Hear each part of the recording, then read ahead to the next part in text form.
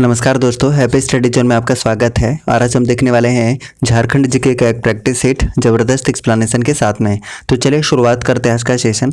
और आज का पहला क्वेश्चन है, मयूराक्ष नदी का उद्गम स्थल कहाँ स्थित है? करेक्ट आंसर हो जाएगा ऑप्शन नंबर ए, यानी कि त्रिकुट पहाड़ी से मयूराक्ष नदी का उद्गम स्थल है। अगर हम बात करते हैं दुधवा पहाड़ी की, तो ये दुमका में स्थित है और दुधवा पहाड़ी से ब्राह्मणी नदी का उद्गम स्थल है, ये भी आप याद रख सकते हैं।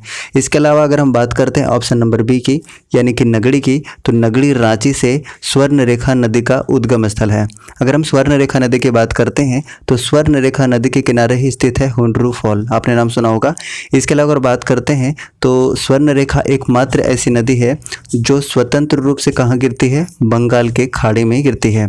अगर हम स्वर्ण रेखा नदी की सहायक नदी के बारे में बात करें तो सहायक नदी है कांची, खरकई, जमारू, राढ़ू और संजय नदी। अगर हम बात करते हैं ऑप्शन नंबर सी की, यानी कि अमरकंटक की पहाड़ी से कौन सी नदी निकलती है, तो याद रखिएगा यहाँ से सोन नदी निकलती है। और सोन नदी का और क्या नाम है, तो याद रखिएगा हिरण्यवा। और सोनभद्र भी किस नदी का नाम है, तो सोन नदी का नाम है।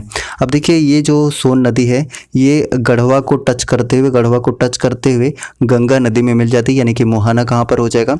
मुहाना हो जाएगा इसका गंगा नदी। वहीं पे अगर हम ऑप्शन नंबर डी की बात करते हैं, टोरी की बात करते हैं, तो टोरी लातेहार से कौन सी नदी निकलती है, तो याद रखिएगा दामोदर नदी निकलती है।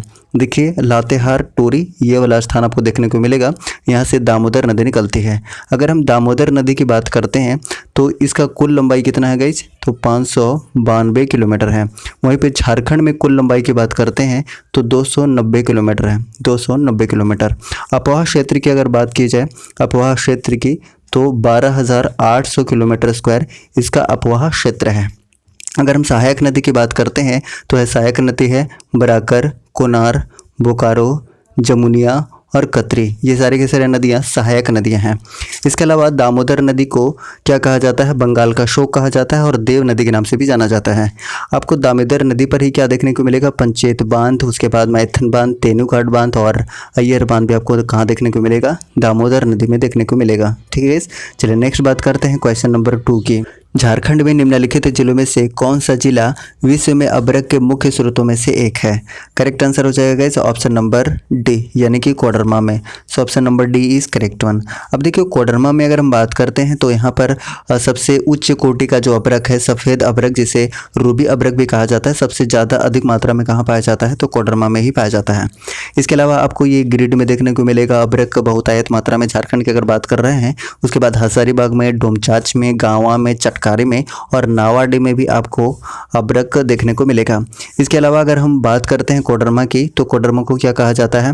अभ्रक नगरी या अभ्रक राजधानी कहा जाता है, या चमकीला धरती भी कहा जाता है कोडरमा को। अब देखिए कोडरमा की स्थापना कब थी, यानी कि कोडरमा जिला कब बना था, तो याद रखिएगा 1994 में ये जिला बना था। इसके अलावा कोडरमा में ही देवघर धाम है, कंफ्यूज नहीं होना है, देवघर धाम, बिल्कुल देवघर धाम कहाँ पर है, तो कोडरमा में है। हालांकि इसके बारे में और भी हमने डिस्कस किया था कि अखिलेश्वर धाम कहाँ पर है, तो लोहरदगा में है। झारखंड धाम ये गिरिडीह में है। अमरेश्वर धाम ये रांची में है। ठीक है, तो ये सब सारी चीज़ें हमने डिस्कस किया था। लेकिन देवघर धाम अगर पूछ लिया जाए तो ये कोडरमा में है, कंफ्यूज नहीं होना है। इसके अलावा बात करते हैं तो सैनिक स्कूल का आपने नाम सुना होगा, तो सैनिक स्कूल भी कहाँ पर है, तो ये कोडरमा में स्थित है। और कोडरमा किससे अलग होकर बना था, तो ये भी याद रख सकते हैं, हजारीबाग से अलग होकर बना था। हजारीबाग सबसे पुराना जिला है गाइस, यानी कि 1833 ईस्वी में हजारीबाग किला बना था। ठीक है, तो क्वेश्चन नंबर 2 का करेक्ट आंसर क्या हो जाएगा? ऑप्शन नंबर डी, यानी कि कोडरमा इसका बिल्कुल सही आंसर है। नेक्स्ट बात करते हैं क्वेश्चन नंबर 3 की। झारखंड में निम्नलिखित में से कौन से त्यौहार में लड़कियां रंगीन कागज से लकड़ी या बांस के एक फ्रेम को सजाती हैं और आसपास की पहाड़ी नदी को भेंट कर देती हैं? इसका करेक्ट आंसर हो जाएगा गाइस ऑप्शन नंबर बी, यानी कि टूसू पर्व के समय। अगर हम टूसू पर्व की बात करते हैं तो मकर संक्रांति के समय मनाया जाता है। वहीं पे अगर हम ऑप्शन नंबर ए की बात करते हैं कदलेटा की, तो ये कर्मा पूजा के ठीक पहले भादो महीने में मनाया जाता है और मेढक भूत को शांत करने के लिए इसका आयोजन किया जाता है। और इस अवसर पर वृक्ष को हड़िया का चढ़ावा दिया जाता जाता है और मुर्गी को बलि देकर चावल की खिचड़ी बनाई जाती है। और मान्यता यह भी है कि इस पूजा से फसल में कोई भी रोग नहीं लगता है। ठीक है, वहीं पे अगर हम बात करते हैं ऑप्शन नंबर सी की, यानी कि भक्ता पर्व की, तो इसमें क्या होता है, तो बसंत और ग्रीष्म ऋतु में तमाड़ क्षेत्र में इसका आयोजन किया जाता है, जिसमें बूढ़ा बाबा की पूजा की जाती है। वहीं पे अगर हम बात करते हैं ऑप्शन नंबर डी की, यानी चांडी पर्व की अगर हम बात करते हैं ऑप्शन नंबर डी की, तो उरांव जनजाति द्वारा माघ पूर्णिमा के अवसर पर इस पर्व का आयोजन होता है। झारखंड निम्नलिखित में से कौन सा खनिज का एकमात्र उत्पादक है? इसका करेक्ट आंसर हो जाएगा guys option number D. Option number D इसका बिल्कुल सही आंसर हो जाएगा, यानी कि प्राइम कोकिंग कोल का। सो option number D is correct one. वहीं पे अगर हम ऑप्शन नंबर ए की बात करते हैं, लौह अयस्क की बात करते हैं, तो लौह अयस्क में झारखंड उत्पादन के दृष्टिकोण से तीसरे स्थान पर है, तीसरे स्थान पर। लेकिन भंडारण के दृष्टिकोण से बात करते हैं तो दूसरे स्थान पर है। वहीं पे अगर हम बॉक्साइट की बात करते हैं, तो बॉक्साइट के भंडारण में झारखंड पूरे देश में 7वें स्थान पर है। और तांबा अयस्क की हम बात करते हैं, तो इसके भंडारण में झारखंड कौन से स्थान पर है, तो याद रखिएगा ये तीसरे स्थान पर है, हम भंडारण के दृष्टिकोण से अगर बात कर रहे हैं। अब नेक्स्ट बात करते हैं इस क्वेश्चन नंबर 5 की। निम्नलिखित में से कौन सा आंदोलन अपने शुरुआती चरण में कुड़ुक धर्म के नाम से जाना गया था? इसका करेक्ट आंसर क्या हो जाएगा, तो ऑप्शन नंबर डी इसका बिल्कुल सही आंसर हो जाएगा, यानी कि टाना भगत आंदोलन। अब देखिए टाना भगत आंदोलन की बात करते हैं, इसकी शुरुआत कब हुई थी गाइस? 1914 में इसकी शुरुआत हुई थी। नेतृत्व किसने किया था, तो याद रखिएगा जतरा भगत ने इसका नेतृत्व किया था। अगर हम ऑप्शन नंबर ए की बात करते हैं खरवार आंदोलन की, तो ये कब हुआ था गाइस? ये हुआ था 1874 में।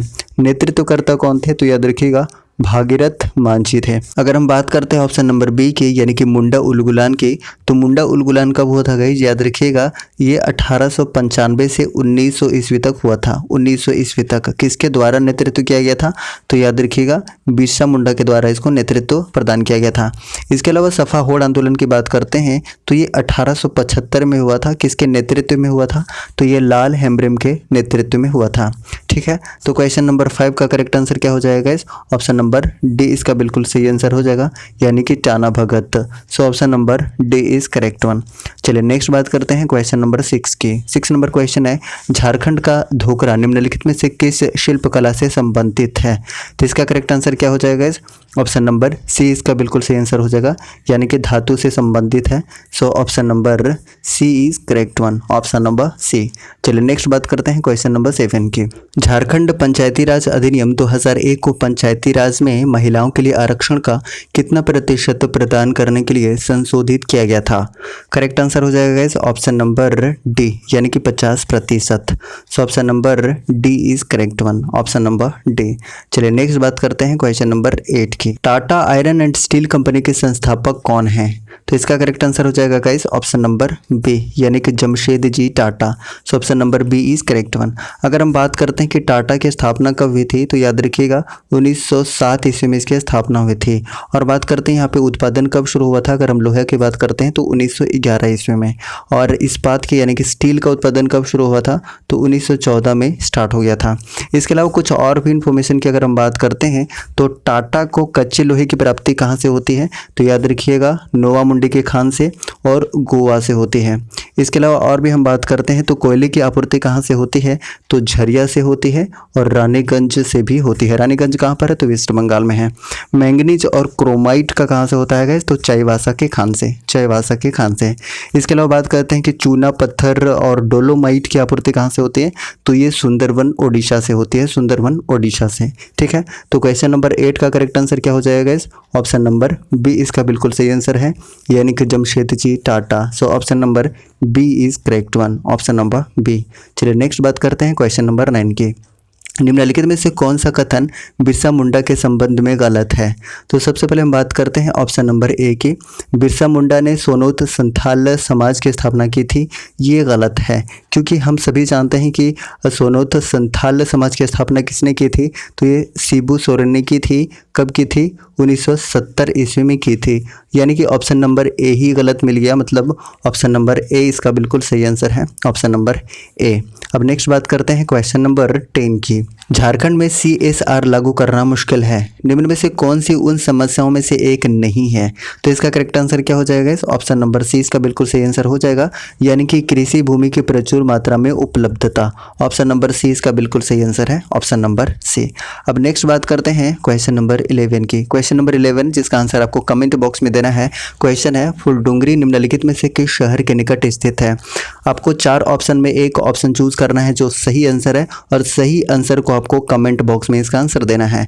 इस तरीके से टोटल 10 क्वेश्चन हमने कंप्लीट कर लिया है। अगर आपको सेशन पसंद आया तो प्लीज़ लाइक कीजिए, चैनल पर नए हैं तो प्लीज़ चैनल को सब्सक्राइब करके बेल आइकन को प्रेस कीजिए ताकि आपको न्यू वीडियोज़ का नोटिफिकेशन बिल्कुल सही समय पर मिलता रहे। Thank you so much. जय हिंद।